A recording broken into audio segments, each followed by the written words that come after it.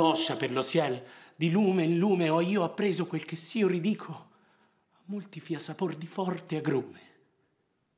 S'io al vero son timido amico,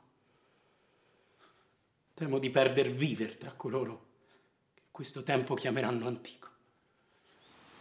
Lo sommo bene, che solo esso a sé piace, fe l'uomo buono e a bene, e questo loco diede per arra a lui d'eterna pace.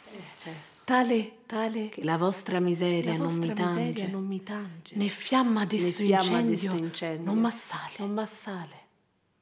Donna, è gentile nel ciel che si compiange. Jean Arnaud Filtness est un cinéaste, metteur en scène, et il est l'auteur d'un long métrage dont le titre Ciel de Mars ne dit pas exactement de quoi il s'agit. En fait, il s'agit d'une interprétation de la Divine Comédie de Dante, et une interprétation tout à fait originale, puisqu'il s'agit de la Divine Comédie vue du point de vue de Béatrice, ce qui est vraiment insolite, car à l'époque de Dante, au Moyen-Âge, les femmes avaient toujours un rôle assez subalterne. Et donc, là, il s'agit en quelque sorte de renverser la situation, parce que pendant toute la Divine Comédie, c'est Dante qui est à la recherche de Béatrice, qui pense à Béatrice, qu'on ne voit d'ailleurs jamais, on ne la voit que dans le paradis. Et là, au contraire, dans votre version, dans ce film, qui est, si j'ai bien vu, il dure 80 minutes. 1h23. 1h23. Ouais. 83 minutes. Oui, c'est ça. Et donc, finalement, le rôle principal, c'est celui de Béatrice. Oui, tout à fait. Ce qui donc est tout à fait original. Parce que, par ailleurs, dans la Divine Comédie, il y a relativement peu de femmes. Oui. Donc, il y en a une en enfer, qui est Francesca da Rimini. Il y en a une dans le purgatoire, Pia dei Tolomei. Et il y en a 3 ou 4 au paradis, n'est-ce pas? Ce qui fait, évidemment, c'est un geste appréciable de la part de Dante, parce qu'il met surtout les femmes, surtout au paradis, et pas en enfer. Voilà. Alors, ce que je voulais vous demander, c'est comment vous est venu cet intérêt pour Dante et la Divine Comédie? D'accord, très bien. Je vais répondre à cette question. J'ai toujours été attiré par la Divine Comédie. Je crois que j'ai entendu parler de la Divine Comédie, je dois avoir une vingtaine d'années. Cet homme qui allait traverser l'enfer, le purgatoire, le paradis céleste pour retrouver Béatrice, seul vivant au milieu de toutes ces personnes mortes, décédées, ou qui sont passées dans leur second âge, comme dirait Dante, m'a toujours passionné. Et puis ce prénom, Béatrice, que je trouvais très très beau de ce fait-là. Et il m'a fallu un temps fou pour oser me mettre à la lecture de la Divine Comédie. Pour moi, c'était un petit peu du même ordre que l'Iliade d'Homère. C'était vraiment une œuvre. L'Odyssée, je l'avais traversée assez facilement lorsque j'avais 25 ans, mais complètement passionné. L'Iliade, j'avais eu du mal, je n'avais pas les clés, tous ces noms différents pour une même tribu, etc., tribu ou clan, me semblaient insurmontables, et je préférais naturellement ne pas m'adonner à la lecture de l'Iliade, parce que je n'avais pas suffisamment les clés, et je la traverserais finalement sans rien, sans vraiment goûter à sa substance. Il faut dire que l'Odyssée est plus fascinant que l'Iliade. Ah, en tout cas, c'est complètement différent, et en tous les cas, ma lecture de la Divine Comédie de Dante a été un petit peu de ce même ordre-là. Il m'a fallu 5 ans pour lire et étudier la Divine Comédie. J'ai tout de suite été complètement fasciné par sa lecture. Vous lisez l'italien? Non, pas du tout. Je l'ai lu en version française. C'était la traduction de Jacqueline Risset que j'ai étudiée. Une bonne traduction. C'est une bonne traduction. J'aime beaucoup aussi, j'ai découvert plus tard, celle de Masseron, que j'aime bien. Je la trouve, alors déjà, elle est très bien documentée, il y a une iconographie très riche dans cette édition. Et puis, je trouve qu'il y a un vrai style. Je pense que c'est vraiment quelqu'un qui sait. Risset, c'est 80-90, Masseron, c'est les années 50. C'est comme s'il fallait passer à chaque fois 30 ans pour avoir affaire à une nouvelle traduction formidable. Et c'est celle de Daniel Robert qui m'a complètement passionné. Mais on en parlera peut-être plus tard. Pour en revenir à l'origine de Ciel de Mars, donc, j'ai toujours fait des films en me basant, c'est toujours le comédien qui est venu en premier chez moi. J'ai fait une adaptation du Paysan du Danube de Georges Lafontaine. J'ai rencontré le comédien Jean Perlade. Je me suis dit qu'il fallait absolument que je fasse quelque chose avec lui. On est passé d'un sujet à l'autre. On a essayé Lautréamont, Gogol, Le Manteau, puis on est tombé sur La Fontaine. Et ça a été à peu près la même chose avec l'origine de Ciel de Mars. Je fréquentais à Paris, à Montreuil, des soirées où se réunissaient des gens du théâtre italien, de la Commedia dell'arte, etc. J'adorais ces gens, je les trouvais passionnants, je les trouvais joyeux, je les trouvais incroyables. Je suis allé très régulièrement à cette soirée-là. Et c'est là où j'ai rencontré Zélia, qui interprète donc Béatrice dans mon film. Et je sens un soir qu'elle me fait comme un signe, je sens qu'elle a envie qu'on fasse quelque chose ensemble. Et alors je me suis dit, bon, d'accord, très bien. Et j'étais dans la dernière partie du Purgatoire. J'étais à peu près, j'avais dépassé Mathilda, que j'avais déjà relu, mais je relisais à nouveau ce passage-là, mais de façon beaucoup plus pénétrée par le texte. Et le lendemain, je lui ai écrit, c'était sur Messenger, et je lui ai dit, tu seras Béatrice. Voilà. Donc je n'ai jamais lu la Divine Comédie en me disant que je l'adapterais filmiquement. Ça, c'est un premier point qui est très important. C'est le point clé, parce que je ne pense pas qu'on puisse se dire « Ah, bah tiens, je vais adapter la Divine Comédie. » Surtout, c'est difficile. C'est extrêmement... voilà. Donc j'ai eu cette chance-là, c'est que je n'ai pas souhaité, pendant ma lecture passionnée, moi, quand je lis un livre, je souligne tout ce que je trouve extraordinaire, merveilleux, etc. Et alors là, je peux vous dire, j'ai toujours mes exemplaires de livres. Et alors, je peux toujours ouvrir et retrouver les passages qui m'ont semblé à moi, à ce moment-là, absolument merveilleux. Donc j'ai adoré c'est Dante, son univers, sa poésie. Et au départ, avec Zélia, il s'agissait de faire un court-métrage. Oui. Avec Zélia tout seul. Au départ, je m'étais dit, on va faire un film où Zélia sera Béatrice et elle interprétera toutes les paroles de Béatrice à l'intérieur de la Divine Comédie. Je voulais faire quelque chose d'un peu conceptuel. Et puis, on commençait un peu à travailler avec Zélia là-dessus. Je commençais à travailler sur un scénario, en même temps que là, j'en étais au paradis par rapport à la lecture. Et puis Zélia me dit, tu sais, j'ai mon meilleur ami, Benjamin Lebigre, et lui... on rêve depuis toujours de travailler ensemble et tout. Et je fais bon, d'accord, je vais le rencontrer. Et puis, il deviendra Dante. Et c'est comme ça que se sont tissés. Et donc, du point de vue de Béatrice, ça s'est imposé tout de suite. Ça a vraiment été. Et puis, c'était pour moi quelque chose d'extraordinaire pour traverser l'œuvre de Dante. Comment choisir, justement, par quel biais, par quel aspect aborder la Divine Comédie. Eh bien, j'avais trouvé mon fil rouge. Mon fil rouge, ça serait Béatrice. Et ce film, c'est ça qui était un point aussi important, c'était ce livre, La Divine Comédie, m'a transformé. Je voulais aussi, c'était un point essentiel de mon film, c'était de faire en sorte de donner aux gens de lire La Divine Comédie de Dante. Je pense que c'est un texte qui est essentiel, c'est un chef-d'œuvre de la littérature mondiale, c'est exceptionnel.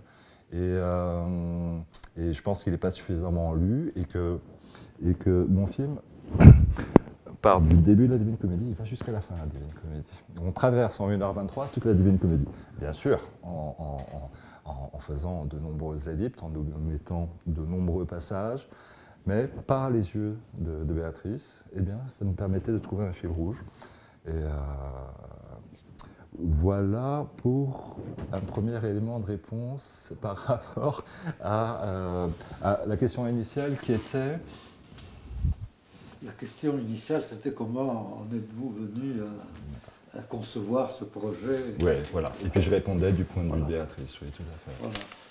Et est-ce que... Bon, c'est une question un peu perfide. Est-ce que vous avez voulu aussi faire un clin d'œil au féminisme? Puisque en ce moment, c'est... Oui, alors, disons, faire un clin d'œil, non. Avoir une approche féministe, sans doute. Et pour ceux qui ont lu, comme vous, naturellement, la Divine Comédie, on s'aperçoit que Béatrice n'est pas tendre avec Dante. Qu'elle a même une position, une posture qui est presque dominatrice. Moi, j'ai eu l'un des points essentiels de ma lecture de Dante. Bon, le premier d'entre eux, c'est la fin de l'enfer. Je ne raconterai pas pour ceux qui ne l'ont pas lu. Ça a été un moment, un choc littéraire. La fin de l'enfer, la dernière rencontre que l'on fait, je ne m'y attendais pas du tout, c'était incroyable. Eh bien, quand je suis arrivé à la fin du purgatoire, lorsqu'enfin on rencontre Béatrice, la première scène que je lisais de la rencontre, qui est dans mon film, ce que j'appelle moi dans mon film, ce qu'on appelait nous avec les comédiens, le procès de Dante par Béatrice, c'est comment Béatrice reçoit Dante. Après tout, bon, en tant que lecteur, mais aussi depuis que j'ai 20 ans, je voulais lire la Divine Comédie, la rencontre enfin de Béatrice et de Dante. Et là, je me dis, quoi? Qu'est-ce que c'est que cette histoire? Et je n'en revenais pas, je relisais la page et tout, j'essayais de comprendre, et après j'ai fait, ah oui, d'accord, elle lui reproche, il a détourné ses regards de Béatrice une fois qu'elle était passée dans son second page. Je n'en revenais pas. Ben, surtout qu'à cet endroit-là, à ce moment-là de la Divine Comédie, il y a une autre femme qui apparaît. Merveilleuse. Voilà, qui s'appelle Mathilde. Et, il paraîtrait que c'est un personnage historique, elle a vraiment existé, n'est-ce pas? Oui. Encore que les spécialistes discutent pour savoir si c'était telle Mathilde ou telle autre Mathilde. Tout à fait. Et elle est apparemment, enfin, elle est beaucoup plus douce que Béatrice. Ah, oui. Voilà. Alors, est-ce que vous avez joué un peu sur ce contraste entre le caractère des deux femmes? Alors tout à fait. D'ailleurs, toute la séquence de Mathilda se trouve à l'intérieur de mon film aussi. Elle précède le procès de Dante. J'en ai pas parlé quand j'évoquais le procès de Dante tout à l'heure, mais avant il y a la présence de Mathilda, parce que quand on arrive au paradis terrestre, qu'est-ce qui se passe? On s'attend enfin à trouver Béatrice, on voit une femme chantonnant, dans un univers merveilleux, en train de cueillir des fleurs, etc. Dante arrive, nous spectateurs, on est persuadés que c'est Béatrice, et elle se dit, mais non, moi je suis Mathilda, je suis la gardienne du paradis terrestre, je suis là pour accueillir les gens qui arrivent jusqu'ici. Je te présente les deux rivières, le Lété, le Noé, etc. Je réponds à toutes tes questions scientifiques. Et là, c'est extraordinaire, les réponses de Mathilda aux questions scientifiques complètement abracadabrantes quant à la description du paradis que Dante nous fait, c'est-à-dire pourquoi, alors c'est les questions de Dante, pourquoi est-ce qu'il y a deux rivières au sommet d'une montagne, puisqu'en général elles se forment en bas, puisque la pluie ruisselle. Et comment se fait-il qu'il y a autant de semences d'arbres différents, alors qu'on sait très bien que plus on grimpe au sommet des montagnes, et moins le nombre de graminées le nombre de plantes est rare. Et cette Mathilda, j'avais trouvé par hasard, j'ai lu Vita Nova, et dans Vita Nova, il est évoqué aussi une première, qui s'appelle dans la Vita Nova Primavera, la première qui vient, et ce serait... Je l'ai lu dans une note de bas de page de la traduction de la Vita Nova que j'ai lue. Cette première venue, ça correspondrait à Mathilda, donc à l'intérieur, et ce serait donc la compagne du Cavalcanti. Oui, Guido Cavalcanti. Voilà, c'est ça. Bon, voilà où ce que j'en suis. Oui. Ce sont des suppositions, mais... Oui, d'autres l'ont identifié comme une aristocrate, Mathilde di Canossa, mais enfin... Non. Oui, en tous les cas, ça nourrit encore nos discussions aujourd'hui. Et c'est vrai qu'elle est d'une douceur incroyable. Elle est dans la joie. Hein. C'est comme ça que la décrit. Et cette joie, bien sûr, s'oppose à la colère de Béatrice qui suivra. C'est ça, dans le film, oui. vous les avez un peu mises, alors, pas en concurrence, mais enfin, oui. Il y a un contraste entre ces deux. Il y a alors oui, alors c'est pas le film qui met ça en avant, c'est Dante. Pour moi, quand j'ai lu, c'était, je pense que c'est une vraie volonté. En fait, je n'ai fait que transposer dans mon film ce que Dante déjà amène dans son texte.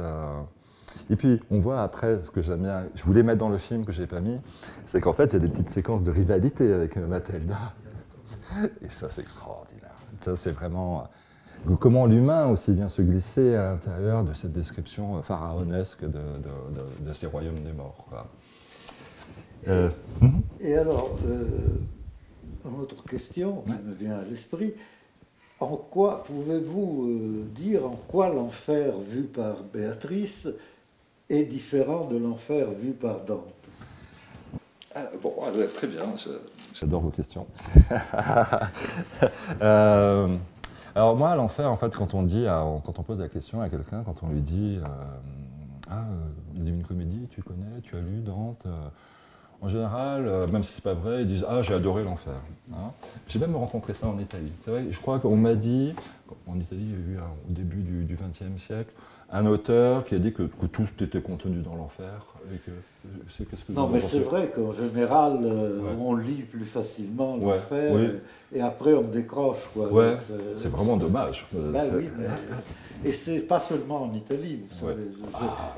J'ai connu le traducteur, un monsieur, un professeur vietnamien, auteur de la première traduction de la Divine Comédie en vietnamien, la première depuis l'original, depuis Dante, parce qu'il y en avait d'autres, mais traduites du français. Ah, d'accord, intéressant. Et lui-même dit que l'enfer, dans sa traduction, a eu un succès énorme, parce que ça plaisait beaucoup ces personnages, que le reste, vraiment, non. On m'a dit aussi que la langue se corse aussi, plus on s'approche du paradis, que c'est plus abstrait aussi. Ce qui est vrai, mais on est tellement poussé vers la fin de la Divine Comédie. Hein. D'ailleurs, moi j'ai beaucoup peiné à finir. Je voulais plus du tout me séparer du texte de Dante. Je voulais pas me dire, ça y est, j'ai tout lu, ça y est, j'ai tout parcouru. C'est un texte vraiment exceptionnel. Alors, par rapport à Béatrice, les gens qui s'intéressent qu'au mal, il y a une fascination des gens pour la douleur, le mal, les guerres, la bagarre dans la rue, etc. Déjà, moi, ça m'agace. Et je voulais plutôt parler du purgatoire et du paradis céleste. Et donc, dans mon film, c'est très simple. Il traverse l'enfer, mais la séquence, elle dure 5 minutes. La séquence, elle dure 5 minutes, c'est le noir, il y a quelques flashs, on voit Dante, comme ça, un peu pétrifié. On voit Virgile un peu, non? Non, pas, on voit... c'est au début. Oui. Alors, puisqu'on parle... Donc, moi, l'enfer, on le passe en 5 minutes. Béatrice ne s'y trouve qu'à la présentation au chant 2, il me semble, de l'enfer, où Virgile rapporte à Dante comment Lucie est venue voir, suite au conseil et recommandations de la Sainte Vierge, les 3 dames bénies. La Sainte Vierge est venue dans les limbes rencontrer Virgile pour lui expliquer que Virgile devrait attendre Dante dans la forêt pour l'aider à traverser les 3 royaumes des morts. Donc c'est un des discours qui est rapporté. Et c'est un point clé aussi de mon film, c'est cette visite donc, de Béatrice aux enfers, dans les limbes, enfin dans le premier cercle de l'enfer, pour rencontrer Virgile. Et là, j'ai un petit peu... Mon film est très respectueux de l'œuvre de Dante. Mais là, j'ai pris une petite liberté par rapport aux limbes. Moi, dans ma conception, les limbes, c'est un peu un lieu noir où les corps flottent. Oui, voilà. C'est pas la matérialité du premier cercle de l'enfer tel que le décrit Dante. Et puis j'avais envie de faire des séquences comme ça où les corps flottent. C'est un lieu improbable, quoi. Oui, c'est un lieu. Et j'ai adoré. Je trouve que cette séquence des trois dames bénies, elle est d'une beauté incroyable. Alors, je me suis amusé à noter dans le train en venant ici. En fait, c'est vraiment incroyable l'enchaînement. C'est Dante l'écrivain qui nous raconte comment Virgile raconte à Dante personnage, que la Sainte Vierge est allée voir Lucie, que Lucie est allée voir la Sainte Vierge, qui est allée voir Béatrice qui rapporte cela. Bon, enfin, il y a une mise en abîme comme ça qui est vraiment extraordinaire. Moi-même, à la lecture, j'ai mis beaucoup de temps. J'ai passé beaucoup de temps pour la compréhension de ce chant. Et c'était formidable parce que ça nous a aussi permis, avec les comédiens, beaucoup de répétitions. On a répété le texte pendant 6 mois. Chez moi. Mais le texte, ce sont uniquement les vers dedans. Ah, oui, donc il n'y a rien d'ajouté. Ah non, il n'y a rien d'ajouté. Bon, puisque c'est destiné aussi, et principalement, je suppose, à un public français, vous avez mis les sous-titres, et ça c'est exclusivement la traduction de Daniel Robert. Absolument. Absolument. On pourrait dire, Daniel Robert et moi avons échangé des dizaines d'emails. Daniel Robert a suivi avec moi aussi, je lui ai envoyé les premières séquences, etc. En fait, ce qui est le point fort, je dirais, de l'utilisation des sous-titres, de la traduction de Daniel Robert pour les sous-titres français du film, qui existe aussi en version italienne et en version anglaise, pour la version française, donc, c'est que nous conservons les vers dans leur intégralité. Vous savez, parfois, dans les sous-titres, lorsque quelqu'un parle, on va couper le texte, on va couper des phrases en petits bouts, en fonction des temps de pause du comédien, etc. Et là, le parti pris a été de conserver donc, les vers intégrales, pour suivre la versification de Daniel Robert. Et ça fonctionne merveilleusement bien. Ça fait que, en fait, à l'oreille et en voyant les sous-titres passer de l'un à l'autre, on voit exactement, puisqu'on entend le texte italien, ça souligne finalement les rimes italiennes, parce que nous avons fait une version contemporaine. Nous n'avons pas fait une lecture, disons, classique ou... enfin, classique dans le sens élégant du terme. Enfin, vous voyez. D'ailleurs, j'avais assisté à... Je retrouvais ça ce matin. Je ne sais pas si je vais le retrouver. Oui, j'avais assisté ici à Franco Ricordi. C'était au centre culturel italien. Et il lisait du Dante. Et j'étais avec une amie qui m'avait dit, mais ça me ferait peur de devoir adapter le film. Je n'avais pas encore commencé les répétitions. Je me suis dit, mais nous, on va faire une version, disons, contemporaine. On va incarner. Parce que je crois que c'est ça la force du film. C'est parce qu'on a fait beaucoup de répétitions à la table. J'ai ici les manuscrits, peut-être qu'on pourra passer à l'écran quelques photos justement, où tout est annoté. Bon, les séquences de Mathilda sont découpées en sous-parties, elles-mêmes redécoupées, etc. Pour pouvoir faire tenir tout ça, parce que ce n'est pas du tout facile à dire. Bien sûr, pour des comédiens. C'est presque une gageure, en fait. Ah, c'est incroyable. Et quand on a tourné, tout était prêt, on avait bien répété, on avait fait beaucoup de répétitions filmées dans un petit appartement rue Orfila à Paris. Et ça m'a beaucoup aidé pour le placement des caméras, tout était prêt pour le tournage. Alors, est-ce que, de façon un domaine un peu plus pratique, oui. Est-ce que le film sortira en salle ? Eh bien, c'est tout le souhait, c'est tout ce que je souhaite pour la carrière de ce film. Je pense qu'en effet, ce film a été conçu pour la salle. Le son a été fait, le format, le son a été fait pour la première fois. J'ai eu affaire à un mixeur sonore pour finaliser la bande-son. Les prises de son ont été faites à la perche, etc. Je me suis beaucoup appliqué à ce que ça puisse sortir au cinéma. Une des cibles aussi, c'est une diffusion sur Arte, ce serait bien sûr extraordinaire. Et puis, voilà pour un premier temps. Et puis surtout, essayer de le montrer comme dans des représentations pour des sociétés d'Antaligari en France, en Italie.